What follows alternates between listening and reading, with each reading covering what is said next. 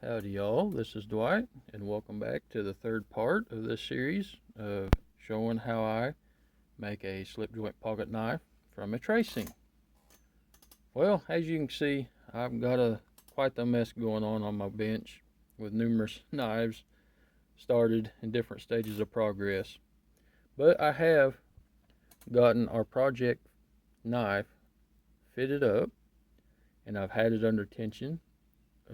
So as I know where I'm at in that regard, and that seems to be looking okay. But the next step I'm wanting to do is tackle our handle. As you can see, I've left quite a bit of material from where the scribe line is at. And now since it's fit up, and of course I verified it under tension, we have plenty of room with the tip being tucked in quite safely from where our scribe line is at. So what I'm going to be doing next is I'm going to go ahead and be slimming the handle down to the scribe line, and I will go ahead and round over this corner here. That way we don't have anything that feels sharp or overly uncomfortable in the hand.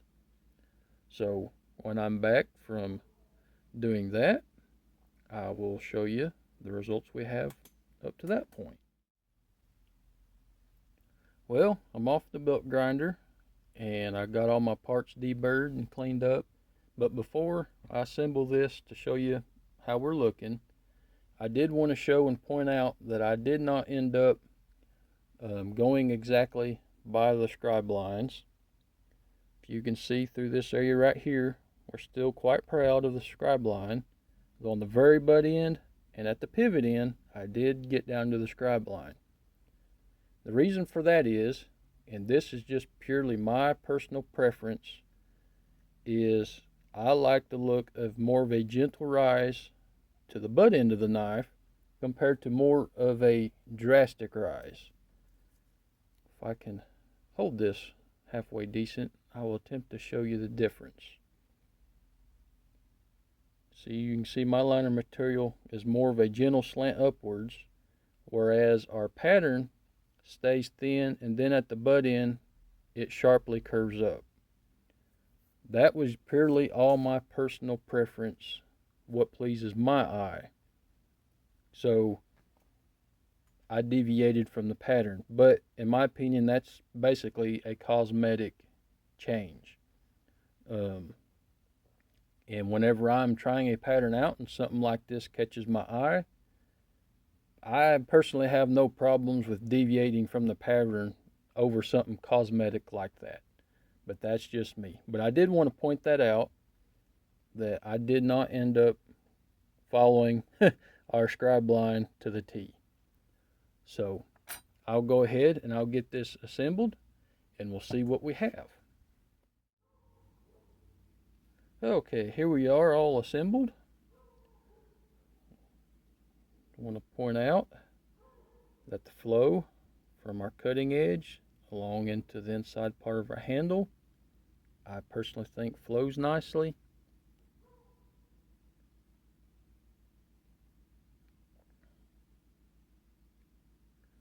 And like I pointed out in that last video clip, I really like our gentle rise into the butt end of the handle.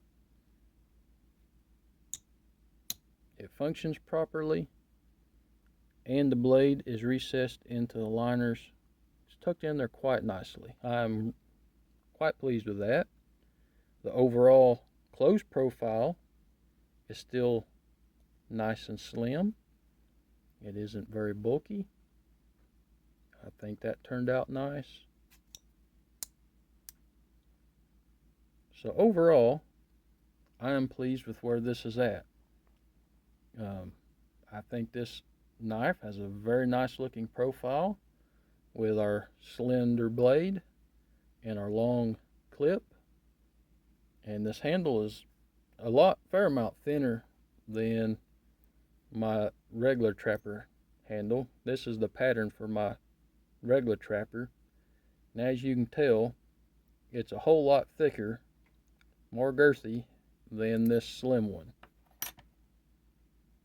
So this has turned out rather nice. Now, with all that being said, I am not going to finish this on out to make a finished pocket knife. As we can see, I have not put a nail nick in the blade or anything of that nature, because I didn't know if this, how well this one would turn out. But this has turned out surprisingly well, quite honestly. I'm pleased with how it's fitting together. I'm pleased with the action at this stage it is in. So I'm going to keep this and use this as a pattern. And I can go by this pattern pretty well exact and get a decent pocket knife out of it. I do believe.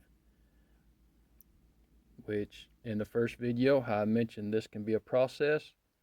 Knife number 2, when I attempt it, with it finished out, blade bevels ground, the whole 9 yards, that will tell how well it actually functions when it's pinned together.